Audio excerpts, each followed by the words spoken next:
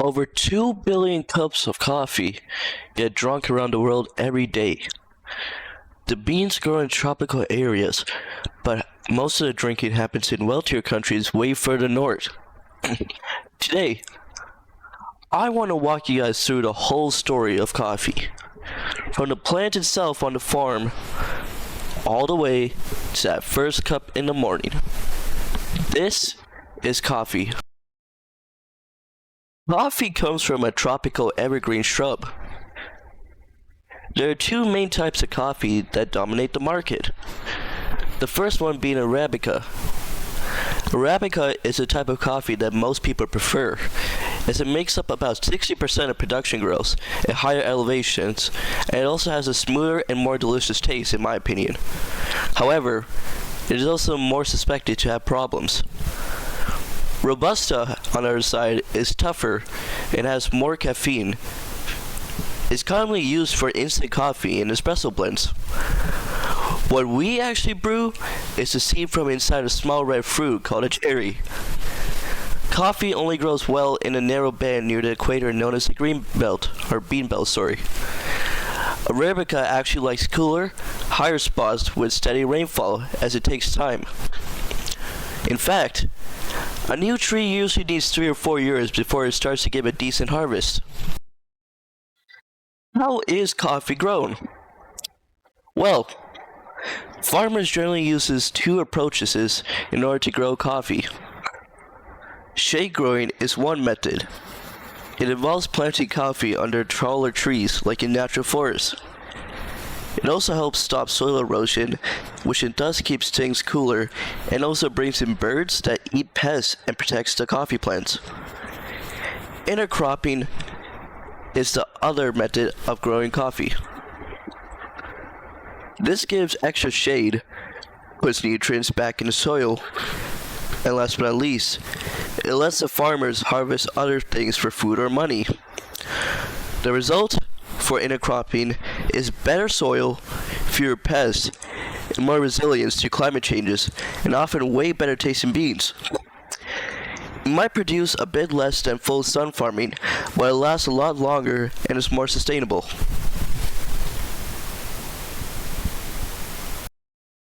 What are the biggest threats to coffee production? Well, the two biggest problems for coffee production are the coffee berry borer, which is a small beetle that gets inside the cherry and ruins the bean, and a coffee leaf rust. The coffee leaf rust is a fungus that can destroy whole crops. Farmers use integrated pest management to fight them. So what they do is they set traps that bring in natural enemies like certain fungi and wasps that rely on birds and do things like pruning and stripping old cherries after harvest. They also plant stronger varieties. Chemicals are only used when nothing else, and I mean nothing else, works, and they try to keep amounts to an absolute minimum. Brazil, Vietnam, and Colombia are the top producers of coffee. Brazil grows around 40% of the world's coffee, and Vietnam leads in Robusta, while Colombia is known for the best quality of Arabica. Together, they make up more than half the global supply of coffee.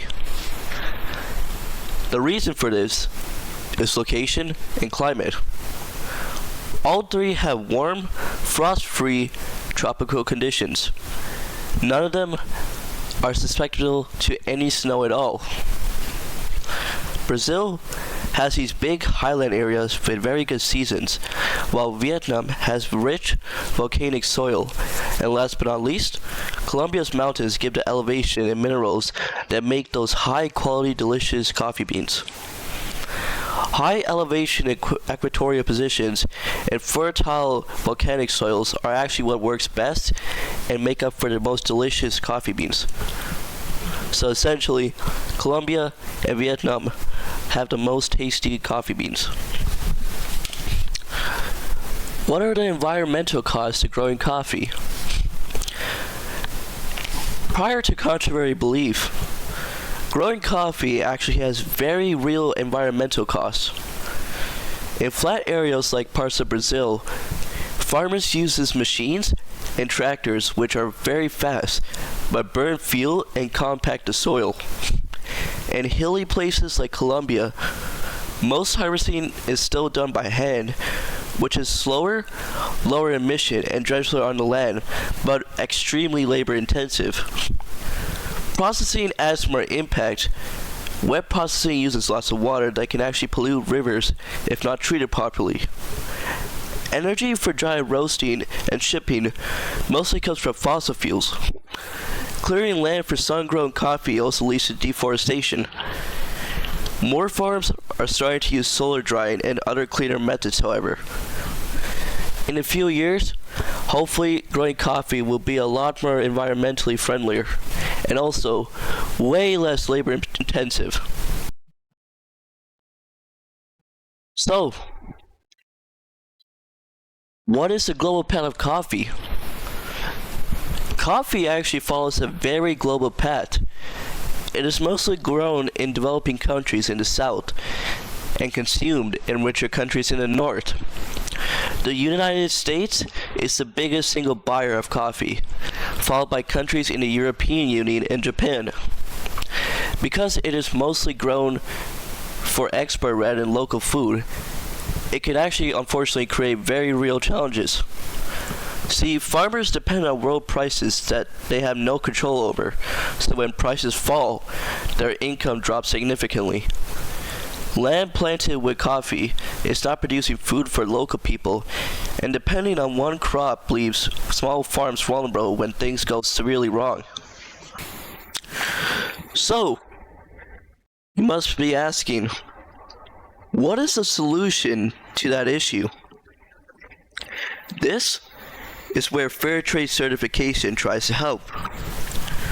You see, farmers form cooperative meetings that enforce certain rules on labor and the environment, and they also get regular checks.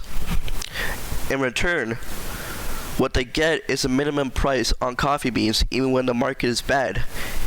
This also includes an extra amount the group can spend on community needs like schools or even equipment. A normal bean is sold at whatever the market price happens to be with no protection. However, a fair trade bean gives a safety net and higher standards. Coffee, coffee, coffee. It travels a long way from a simple farm, goes through many places around the world, leaps through so many obstacles just to end up in your hands. The next time you sip a cup of coffee, I want you to think about the journey that one simple bean of coffee took and the choices of the farmers that were made along the way. It truly makes you understand how labor-intensive coffee truly is, and how amazing of a plant it truly is. Thank you for listening to my presentation. I hope you enjoyed.